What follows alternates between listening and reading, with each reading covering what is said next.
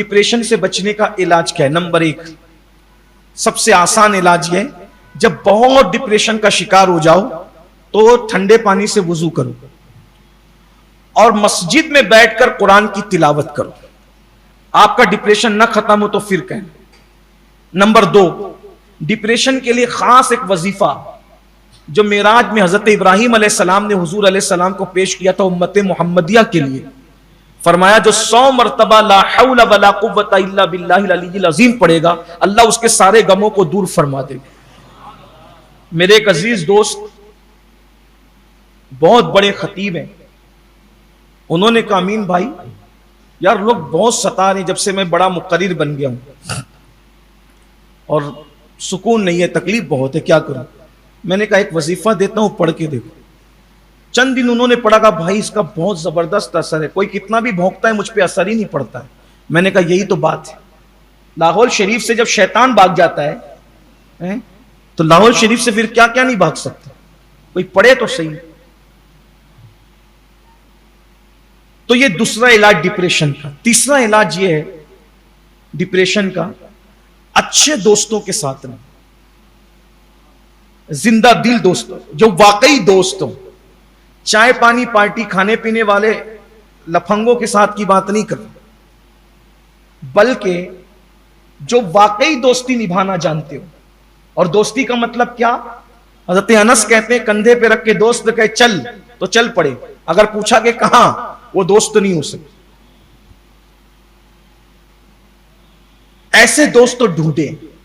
तो आप शौहर होकर जब बीवी पर जुल्म करेंगे तो उसकी तो दुनिया ही उचाट है।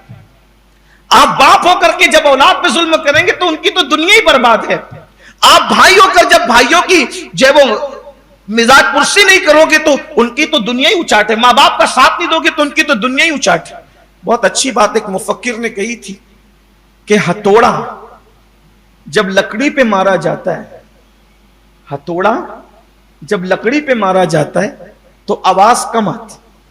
हथौड़ा जब लकड़ी पे मारते हैं तो आवाज कम आती है, लेकिन जब हथौड़ा लोहे पे मारते हैं तो आवाज ज्यादा आती।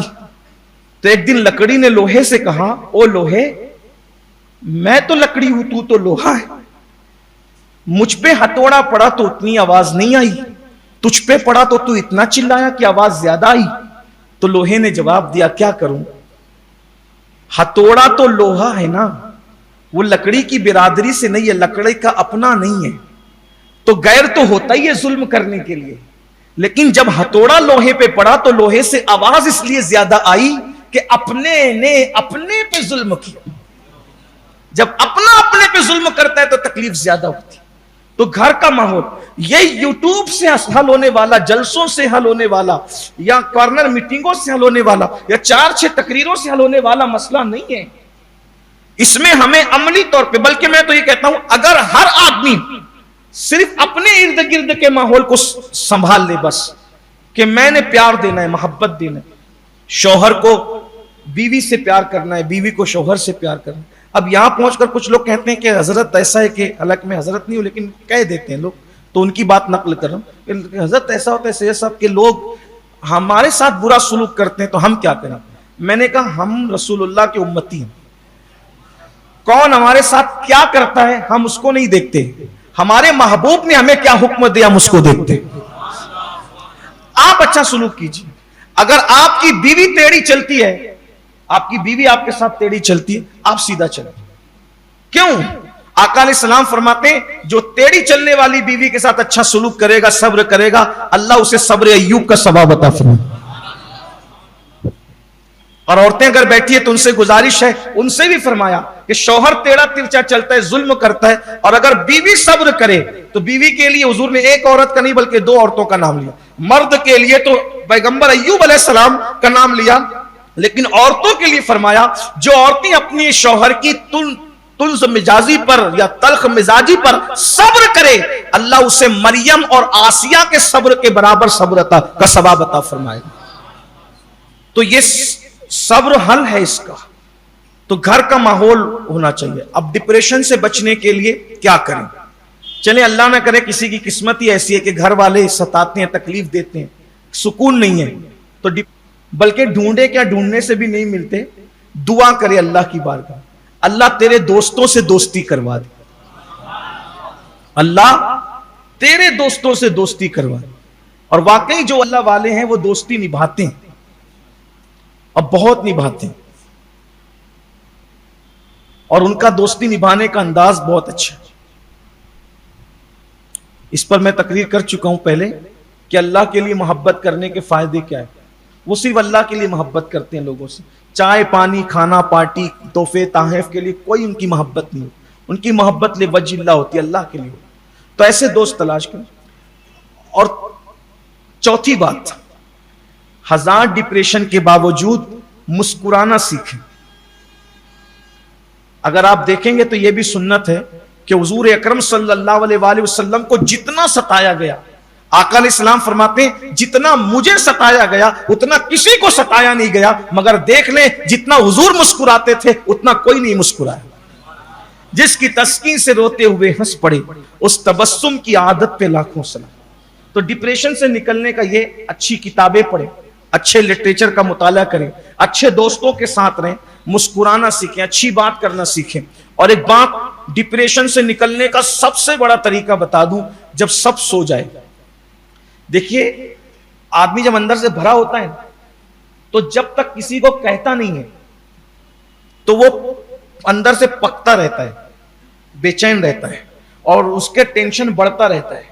डिप्रेशन का सबसे मजबूत बेहतरीन इलाज है जब सब सो जाए, सब लोग सो जाए, सन्नाटा हो जाए, यानी आधी रात गुजर जाए, तो इत्मीनान से अच्छे से वुजू करें और 2 रकअत नमाज इस शान के साथ पढ़ें कि मेरा कोई नहीं है सिवाय तेरे, और तू मां से ज्यादा, बाप से ज्यादा, सबसे ज्यादा तू मुझे प्यार करता है, करोड़ों माओं से ज्यादा तू प्यार करता है, तेरे प्यार की कोई इंतहाई नहीं है। आज मैं सबकी शिकायत तुझसे करूंगा। 2 रकअत नफिल पढ़ें और फिर खूब रोएं, और इस तसव्वुर के साथ कि मैं उसको सुना रहा हूं, वो सुन रहा हूं, यकीनन सुन रहा है, और वही मसला हल करेगा, वही फैसला करेगा। अल्लाह की इज्जत की कसम 5 मिनट अगर आप आंसू बहा लें, इंशाअल्लाह आपके पूरे दिल का गुबार धुल जाए। मेरे भाइयों, अगर हमारा कोई सुनने वाला नहीं है तो हमें कोई फिक्र की जरूरत नहीं है। हमारा सुनने वाला अल्लाह है, और उसने ऐलान फरमाया है, कौन है जो बेकरारों की फरियाद को सुने, कौन है जो मुस्तरीबों की फरियाद को सुने, कौन है जो अहले इस्तिराब की फरियाद को सुने। अल्लाह के सिवा कोई नहीं है, इसलिए अपनी फरियाद अपने अल्लाह को सुनाना सीखें। ये बात मैं किसी से सुनी सुनाई नहीं कह रहा हूं, ये बात हमने अपने बुजुर्गों के कदमों में बैठ करके सुनी, और सुनने के बाद टूटे फूटे अंदाज में उस पर अमल की कोशिश भी की। अल्लाह की कसम, उसके इज्जत व जलाल और बुजुर्गी की कसम, जब उसकी बारगाह में चना, याद रखना मुसीबत से दूसरों के पास रोगे तो लोग तुम्हें बुज़दिल कहें, और जब मुसीबतों में तुम अपने अल्लाह के पास रोगे तो अल्लाह तबारक व तआला मसाइल की हल की राहें पर, मुसीबत बड़ी नहीं अल्लाह बड़ा है। तो इसलिए डिप्रेशन से निकलने के लाहौल शरीफ, वुजू, तिलावत कुरान, अच्छे दोस्त, अच्छा लिटरेचर, और ये सब कुछ मैसर न हो तो फिर तन रात की तन्हाइयों में अल्लाह की बारगाह में रोना और गिड़गिड़ाना सीखें। उसके बाद खुदकुशी का दूसरा सबब कि इंसान जब बीमारी का शिकार होता है, पहला तो डिप्रेशन सुन लिया आप, हालांकि डिप्रेशन पे बहुत लंबी बात हो सकती है, लेकिन चूंकि अब टाइम खत्म हुआ है तो जल्दी जल्दी में बात समेटता हूं। दूसरी बात ये कि जब इंसान बीमारी का शिकार होता है तो वो देखता है कि यार बहुत बीमारी है, बहुत तकलीफ है, इलाज को पैसे नहीं है, ये नहीं है, वो नहीं है, तो फिर वो खुदकुशी करता है, वो भी जहन्नम में जाए। एक बात याद रखें, इलाज को पैसे नहीं है कोई बात, गवर्नमेंट के हॉस्पिटल मौजूद है, वहां इलाज कराएं। और एक बात ये अपने जहन में रखें, डॉक्टर शिफा नहीं देता, शिफा अल्लाह देता है। और कभी कभी ऐसा होता है लाखों रुपए की दवा असर नहीं करती, लेकिन 25 पैसे की दवा से शिफा हो जाती। तो इसलिए शाफी अल्लाह है, और हमारा अकीदा भी यही है, दवा जरिया है मगर शाफी अल्लाह और सिर्फ अल्लाह है। और अल्लाह अपनी अता से जिसको शाफी बना दे, उसकी मर्जी जिसमें शिफा पैदा कर दे, जैसे अल्लाह ने अपनी अता से अपने महबूब को शाफी बना दी। शाफी हो नाफी हो तुम, काफी हो वाफी हो, दर्द को कर दो दवा, तुम पे करोड़ों दुरूद। इलाज कराएं। कुछ लोगों ने तो इलाज के नाम पे चंदे की दुकानें खोल रखी, उनका काम ही यही। तो गवर्नमेंट के हॉस्पिटल भी हैं, अच्छे से इज्जत के साथ इलाज कराएं। अगर किस्मत में शिफा लिखी है तो शिफा मिल जाएगी, और नहीं तो फिर आप याद कीजिए हजरत अय्यूब अलैहिस्सलाम की बीमारी। कितने बीमार हुए आप अंदाजा करें, बीमारी का हाल क्या था। मैं रमजान शरीफ से पहले जो गुलशन रजा के पास महफिल थी, मैं इस पे जिक्र शायद कर चुका हूं कि अय्यूब अलैहिस्सलाम की बीमारी का हाल यह था कि जिस्म में आबले पड़े और पूरा जिस्म जो है बीमारी ज़दा हो गया। आप शहर छोड़कर जंगल में तशरीफ ले गए, इतनी बीमारी आपको। हजरत सैयदना अय्यूब अलैहिस्सलाम एक कभी शिकायत नहीं। इस पे लोग ताना देते हैं, देते रहें, लोग कहते हैं, कहते रहें। एक बात यह भी याद रखें, ये जो बीमारियां, इसमें भी हिकमत है। मुसलमान को जब बुखार आता है, बुखार, तो बुखार सारे गुनाहों को धुल के जाता है। कांटा चुभता है तो कांटे भी गुनाहों को खत्म करते हैं। यानी जो मुसीबत मुसलमान को पहुंचती है वो उसके गुनाह खत्म करती है। एक हदीस सुन लीजिए, बहुत प्यारी हदीस पाक याद आई। फरमाया गया, अल्लाह किसी मफहूम के तौर पे अल्लाह किसी बंदे को अपना वली बनाना चाहता है। तवज्जो फरमाए, बहुत प्यारी बात याद आई। अल्लाह किसी बंदे को अपना वली बनाना चाहता है, मगर उसके आमाल वलियों जैसे नहीं रहते, और अल्लाह चाहता है उसको वली बना। तो अल्लाह क्या करता है, जब उसके आमाल वलियों जैसे नहीं रहते तो अल्लाह तबारक व तआला उस बंदे को बीमारी देकर, बीमारी में मुब्तला करके उसके गुनाहों का खात्मा करता है, और उस सब्र की वजह से उसको विलायत का मकाम अता फरमाता। यहां एक बात और प्यारी सी याद आई, बहुत खूबसूरत। आजकल अगर बीवी ज्यादा बीमार हो, शौहर की तवज्जो कम हो जाती है। सास कहती है तू मनूस है, नंदे कहती है तू मनूस है, बहुत बीमार पड़ती है, ये और वो है। शौहर भी कहता है जब से तुझे लाया हूं तो बीमार ही पड़ती है। ये जाहिल और जिहालतों का, दीन से दूरी का नतीजा है। अगर तुम बीमार पड़ो तो बीमारी किसी को से मशवरा करके आती है, बीमारी किसी की मर्जी से आती है। ये अल्लाह का इंतखाब है, अल्लाह जिसको चाहे जो चाहे दे। एक बुजुर्ग थे, बहुत बड़े वली थे, एक बुजुर्ग थे, बहुत बड़े वली थे। एक दिन उन्होंने उनकी बीवी को बुलाया, बुला के कहा कि मैं तुम्हें तलाक देना चाहता हूं। एक बुजुर्ग ने अपनी बीवी को, वली थे, कहा मैं तुम्हें तलाक देना चाहता हूं। कहा क्यों? कहा कि जब से तुम्हारी शादी हुई है, निकाह हुआ है, तुम कभी बीमार नहीं पड़ी। और जो अल्लाह वाला होगा, जो अल्लाह वाला होगा, अल्लाह की निगाह रहमत में होगा, वो 40 दिन के अंदर अंदर 3 में से किसी एक मंजिल से गुजरेगा। इसको इमाम अहले सुन्नत ने भी लिखा है कि 40 दिन में कोई ना कोई एक मुसीबत से मोमिन गुजरता है। इल्लत, किल्लत, जिल्लत, यानी 40 दिन के अंदर अंदर या बीमार पड़ेगा, या उसको कोई सताएगा, जलील करने की कोशिश करेगा, या उसके पास पैसे की कमी हो। का तीनों में से कोई ना कोई एक चीज से वो गुजरेगा। तो कहा कि तू तो कभी बीमारी नहीं पड़ती। मुझे ऐसा लगता है अल्लाह तुझसे नाराज है, और जिससे अल्लाह नाराज हो मेरे घर में क्यों रहे फिर, इसलिए मैं तलाक देना चाहता। उसने मुस्कुराया, का बस यही बात है। का फिर इधर आई, अपने कमरे में ले गई और पीठ के पास से कपड़ा हटाया, तो क्या देखा कि पीठ पर जो फोड़ा है उस जख्म में कीड़े चल गए। ये तकलीफ है जनाब हमें। आंख में आंसू आ गए, आपने मुझे बताया तक नहीं। कहा अल्लाह की शिकायत गैरुल्लाह से क्यों करूं, यार की शिकायत किसी से क्यों करूं? इसलिए कि जो दर्द देता है वो दर्द में मजा भी देता है। कोई अल्लाह वाला बन के देखे। फिरौन को सारी जिंदगी सर में दर्द नहीं हुआ। पूछा गया कि मौला ये बदबख्त इतना कमीना है, इतना कमबख्त है कि इसके सर में कभी दर्द भी नहीं होता। तो क्या फरमाया, उसका सर ही इस काबिल नहीं कि हम अपना दर्द हटाएं। देख लो बड़े बड़े गुंडागर्दी करने वालों को, इसको कत्ल कर रहे हैं, उसको मार रहे हैं, उसको पीट रहे हैं, ये जुल्म कर रहे हैं, वो जुल्म कर रहे हैं, और 80 साल की उम्र में बिल्कुल टाइट फिट, ऐसे जैसे उनको जवानी है। देख रहे हैं आप, है ना? फिर जुल्म की तैयारी, फिर जुल्म की तैयारी, फिर जुल्म की, हर वक्त जुल्म की तैयारी, लेकिन जवानों की तरह बिल्कुल फिट है। क्यों? इसलिए कि उनका वजूद ही इस काबिल नहीं है कि उनको अपना दर्द दिया जाए। उनके लिए तो फिर एक साथ जहन्नम का पूरा जो है वो अजाब तैयार करके रखा है, और फिर वो चखाएंगे कि निशान भी ना मिलेगा। तो ये है अल्लाह की हिकमत। इसलिए बीमारी अगर अल्लाह दे तो उसमें परेशान ना हुआ। अल्लाह के रसूल सल्लल्लाहु अलैहि वसल्लम को एक बार बुखार था, और बुखार इतनी शिद्दत का था, तो कहा आपको इतनी शिद्दत का बुखार? फरमाया जो और लोगों पे मुसीबत आती है, अंबिया पर उससे डबल मुसीबत आती है। अब मुसीबत की बात आई है तो एक और खूबसूरत सी बात याद आ गई, सुन। आशिक रसूल कहलाने का शौक सबको है, और आशिक रसूल बन जाने का शौक कितनों को है। एक मर्तबा मेरे आका अलैहिस्सलाम से एक साहब ने कहा, या रसूल अल्लाह, मैं आपसे इश्क करता। हम लोग भी करते हैं ना, जरा सुने कौन कौन आशिक है और कितना कौन साबित कर रहा। कहा हुजूर मैं आपसे इश्क करता हूं। फरमाया क्या कहा तूने? कहा या रसूल अल्लाह मैं आपसे इश्क करता हूं। आका ने वह क्या कहा तूने?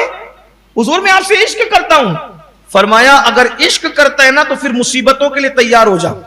जो हमसे हमारे आशिक होते हैं उन पर मुसीबतों के दरवाजे खुलते हैं, तैयार हो मुसीबत झेलने के लिए अगर हमसे इश्क करता है तो। फिर देखो जिन्होंने इश्क किया, करबला से लेकर इमाम हुसैन से लेकर इमाम ज़ैनुल आबिदीन तक, इमाम ज़ैनुल आबिदीन से लेकर इमाम बुखारी तक, इमाम बुखारी को शहर से बाहर क्या मुसीबतें थी। बुखारा जाते थे तो बुखारा वाले बाइकाट करते थे, आने नहीं देंगे। समरकंद जाते थे तो समरकंद वाले बाइकाट करते थे, आने नहीं देंगे। हत्ता के बुखारा और समरकंद के बीच जंगल में हाथ उठा के कहते हैं, इतनी वसी जमीन अगर मेरे लिए तंग हो चुकी है तो फिर मुझे अपने पास बुला ले। ये इश्क करने वालों का हाल हुआ है। मंसूर का क्या हाल हुआ? सूली दे दी गई। जुनैद बगदादी का क्या हाल हुआ? सरकार गौसुल आलम दस्तगीर की क्या कैफियत हुई? 30 साल से ज्यादा दरख्त के पत्ते खा करके जिंदगी गुजारी। यहां तो हाल यह कि नरम गद्दों के बगैर नींद नहीं आती। सुबह को उठेगा तो 4 पराठे अंडे और ये वो सब खाएगा, दोपहर में फिर दस्तरखान पे बैठेगा, शाम को फिर दस्तरखान पे बैठेगा, असर बाद फिर पिज्जा खाएगा, फिर उसके बाद सारे ऐश मस्ती मौज करके 24 घंटे में एक बार भी नबी का नाम नहीं लेगा, और वो सबसे बड़ा आशिक रसूल। इमाम ज़ैनुल आबिदीन ने कहा था, ज़ुहद के बगैर भूखे पेट, तवज्जो करना, भूखे पेट और प्यासे जिगर और खुश्क होठ और रोती हुई आंखें और तड़पते हुए दिल के बगैर हमारा कोई आशिक हो ही नहीं सकता। जाओ तलाश कर। यहां तो इतनी डिकारें आ रही है कि बाजू वाले को डिकार की बदबू से बैठने में मुश्किल है। ये हाल है लोगों का, ये हाल है लोगों का। अल्लाह के बंदो जरा सोचो, अल्लाह के रसूल अलैहि सलाम ने आशिक की पहचान का जो जितना करीब हमारा होगा वो उतना मुसीबत में गिरफ्तार, क्योंकि फिर चेक किया जाता है। हजरत बिलाल को देखो, सुहैब रूमी को देखो, सलमान फारसी को देखो, क्या मुसीबतों में जिंदगी। अरे जिसको मुश्किल कुशा कहते हैं उसकी सारी जिंदगी मुश्किल में गुजरी। तो मुसीबतें।